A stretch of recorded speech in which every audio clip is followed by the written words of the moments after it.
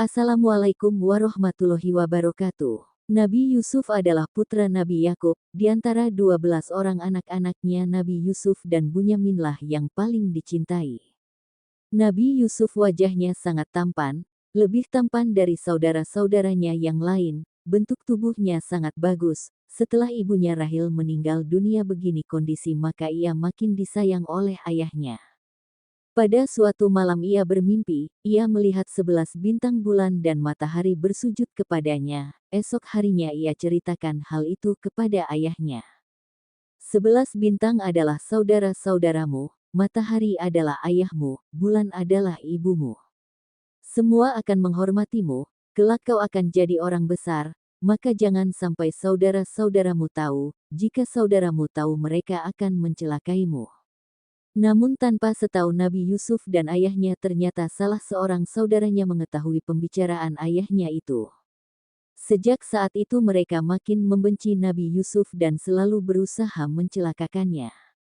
Pada suatu hari mereka meminta izin kepada Nabi Yakub untuk berburu binatang. Awalnya Nabi Yakub tidak mengizinkan, tapi setelah mereka menunjukkan kesanggupannya menjaga Nabi Yusuf dari bahaya maka Nabi Yakub mengizinkannya.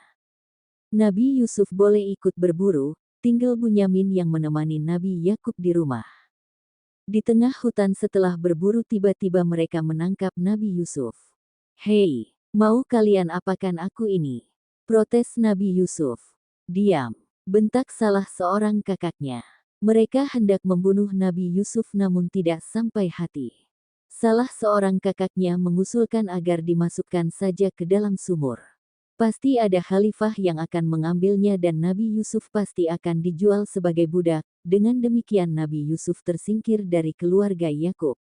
Nabi Yusuf yang masih kecil tak berdaya ketika saudaranya yang lebih besar memasukkannya ke dalam sumur. Sebelumnya baju Nabi Yusuf dilepas, mereka kemudian membunuh hewan, darahnya ditumpahkan ke baju Nabi Yusuf. Setelah pulang mereka berkata bahwa Yusuf telah dimakan serigala hingga bajunya berlumur darah. Nabi Yakub sangat sedih mendengar hal itu, sangat sedihnya sehingga selalu menangis dan matanya menjadi buta. Tidak berapa lama Nabi Yusuf di dalam sumur, ada serombongan kafilah yang hendak mengambil air, mereka menemukan Nabi Yusuf, maka Nabi Yusuf dibawa sebagai tawanan, mereka akan menjualnya ke negeri Mesir. Sesampai di Mesir Nabi Yusuf benar-benar dijual sebagai budak. Pembelinya seorang menteri kerajaan bernama Kitfir, kemudian menteri tersebut menyerahkan Nabi Yusuf kepada istrinya yaitu Zulaiha. Kitfir dan Zulaiha tidak mempunyai anak, mereka bermaksud menjadikan Nabi Yusuf sebagai anak angkatnya. Kini Nabi Yusuf hidup di lingkungan istana kerajaan Mesir, makin lama makin tampaklah bahwa Nabi Yusuf seorang pemuda yang tampan dan cerdas. Zulaiha kemudian mengangkatnya sebagai kepala pelayan di istana. Suatu ketika Zulaiha tertarik kepada Nabi Yusuf sebagai seorang wanita kepada laki-laki dewasa. Di saat suaminya pergi Zulaiha mengenakan pakaiannya yang terbaik, bau parfumnya tersebar ke seluruh tubuhnya. Ia menghampiri Nabi Yusuf di kamarnya. Yusuf berdebar kencang saat melihat penampilan Zulaiha yang lain dari biasanya, begitu menyolok dan merangsang. Zulaiha berkata, "Marilah Yusuf, seluruh jiwa dan ragaku kuserahkan kepadamu." Nabi Yusuf hampir tergoda, namun ia segera ingat kepada Tuhan. Ia pun berkata, "Aku berlindung kepada Allah dari perbuatan maksiat ini." Akan tetapi Zulaiha sudah dikuasai nafsu dan tergoda bujukan iblis, ia tak menghiraukan peringatan Nabi Yusuf. Desah Zulaiha sambil menghambur dan memeluk Nabi Yusuf erat-erat. Nabi Yusuf memberontak melepaskan diri dari kamar. Zulaiha mengejar Nabi Yusuf dan menarik bajunya sampai robek bagian belakang. Kemudian tiba-tiba Kitfir datang. Zulaiha segera menghampiri suaminya dan berkata, "Yusuf hendak memaksaku melakukan perbuatan mesum." "Tidak," sahut Nabi Yusuf, "dialah yang memaksa saya untuk melakukan perbuatan keji itu." Kitfir menghampiri Nabi Yusuf dan berkata, "Rahasiakanlah peristiwa ini, simpan baik-baik jangan ada orang yang tahu. Dan kamu Zulaiha memohon ampun kepada Tuhanmu atas dosa yang telah kau lakukan, bertaubatlah kepadanya dengan taubs yang sebenarnya." Suatu hari Zulaiha mengundang para wanita yang telah menggunjingnya. Mereka datang diberi buah-buahan dan sebilah pisau yang tajam untuk mengupas buah-buahan yang dihidangkan itu. Zulaiha memerintahkan pelayan untuk memanggil Nabi Yusuf agar berjalan ke ruang tamu. Semua orang terbelalak kagum ketika melihat penampilan Nabi Yusuf yang tampan. Sehingga tanpa sadar kalian mengupas kulit tangan kalian sendiri, kata Zulaiha. Untuk menutupi rasa malunya Kitfir akhirnya memasukkan Nabi Yusuf ke penjara. Hal ini dilakukannya secara terpaksa. Jika tidak Zulaiha akan terus tergoda dan lama-lama Nabi Yusuf tidak mampu mempertahankan kesuciannya. Di dalam penjara Nabi Yusuf dipanggil raja untuk mengartikan mimpi raja. Nabi Yusuf berkata, Mesir akan mengalami masa subur selama 7 tahun dan mengalami paceklik selama 7 tahun. Oleh karena itu hasil panen selama 7 tahun di masa subur harus disimpan baik-baik, jangan dihambur-hamburkan. Untuk persediaan 7 tahun di masa paceklik. Setelah sang raja mengetahui kebenaran dan kesucian Nabi Yusuf, Nabi Yusuf pun diangkat menjadi Menteri Ekonomi. Apa yang dikatakan Nabi Yusuf menjadi kenyataan sesudah berlangsung masa subur selama 7 tahun maka datanglah masa paceklik. Masa paceklik itu juga melanda daerah Palestina tempat tinggal Nabi Yakub dan saudara-saudara Nabi Yusuf. Saudara-saudara Nabi Yusuf kecuali Bunyamin pergi ke Mesir untuk menukar emas dengan gandum. Nabi Yusuf memperlakukan mereka sebagai tamu terhormat, dijamu dengan makanan yang lezat. Setelah tiba di rumah dan membuka karung gandum, ternyata emas-emas yang mereka tukarkan berada di dalam karung bersama gandum. Mereka heran dan melapor kepada Nabi Yakub. Ketika mereka mengatakan keinginan Menteri Ekonomi agar mereka mau membawa Bunyamin ke Mesir, Nabi Yakub langsung menolak. Ia khawatir Bunyamin akan mengalami nasib serupa seperti Yusuf. Untuk kedua kalinya saudara-saudara Nabi Yusuf ke Mesir dan Bunyamin ikut serta.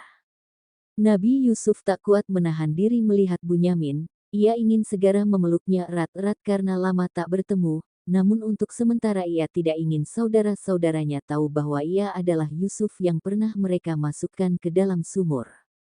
Lalu ia mencari cara agar Bunyamin tetap tinggal di istana. Untuk sementara Nabi Yusuf membiarkan saudara-saudaranya berjalan keluar kota, namun tidak lama kemudian ia memerintahkan prajurit untuk menyusul rombongan saudaranya itu. Raja, kami kehilangan piala yang terbuat dari emas. Apakah kalian mengetahuinya? Siapa yang menemukan piala itu akan diberikan hadiah gandum 1 tunggangan unta. Para prajurit kemudian menggeledah setiap karung dari saudara-saudara Nabi Yusuf.